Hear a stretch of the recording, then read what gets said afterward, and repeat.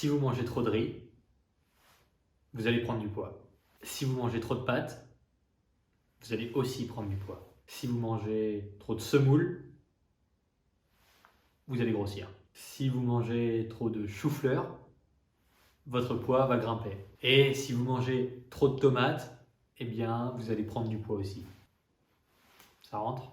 Comment ça se fait que manger trop de semoule, manger trop de pâtes, manger trop de riz, mais aussi manger trop de légumes, mais aussi manger trop de fruits, ça fait prendre du poids. Ce qui provoque une prise de poids, ce qui fait grossir, ce qui fait augmenter les chiffres sur la balance, c'est un surplus calorique. Et ça n'est pas un aliment en particulier qui fait grossir.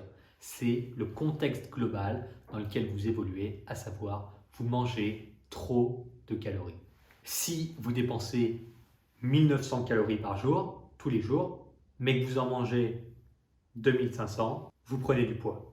Et ce, indépendamment de ce qu'il y a dans votre assiette. Que ce soit du riz ou du chou-fleur, si vous mangez 2500 calories par jour alors que vous en dépensez 1900, vous prenez du poids. Plus de calories entrantes que de calories sortantes, le poids monte. Cela dit, on accuse parfois, et même souvent, les féculents et les lipides à juste titre. Augmenter vos portions de riz sans faire gaffe, ça fait beaucoup plus de dégâts que d'augmenter votre portion de chou-fleur sans faire gaffe. Par exemple, si vous mangez 60 g de riz habituellement, mais qu'aujourd'hui vous avez faim, donc vous passez à 100 g, eh bien vos calories ont largement augmenté.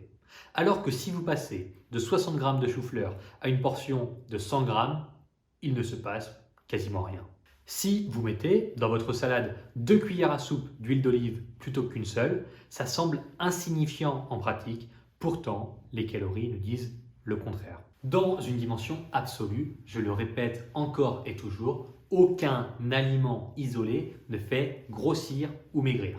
C'est une question de balance calorique. Cela dit, dans votre vie, vous devez probablement porter une attention particulière à vos apports en féculents et en lipides. Parce qu'une variation, même minime, dans vos portions de féculents et de lipides peut avoir une influence significative sur votre progression, et on a vu ça avec les schémas juste avant. Les féculents et les lipides ne sont pas malsains ou mauvais pour la perte de poids, non. Il est juste important de contrôler correctement les quantités pour éviter les mauvaises surprises et pour éviter de stagner avec une incompréhension.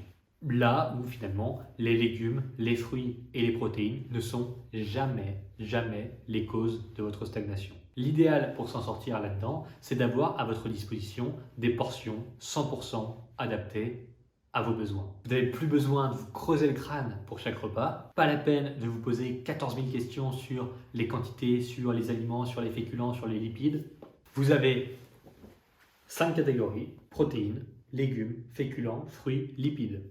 Pour chacune de ces catégories, les portions à consommer sont indiquées et vous choisissez les aliments qui vous plaisent parmi une liste qui en contient plus de 220 au total. C'est simple, c'est pratique, c'est efficace et ça vous garantit de progresser sans vous prendre la tête. Ce que je viens de vous décrire, ça s'appelle les fiches rééquilibrage alimentaire et c'est disponible en cliquant sur le lien juste en dessous de la vidéo. Et vous allez vraiment apprécier parce que ça soulage si vous êtes paumé parmi la masse d'informations contradictoires sur la perte de poids.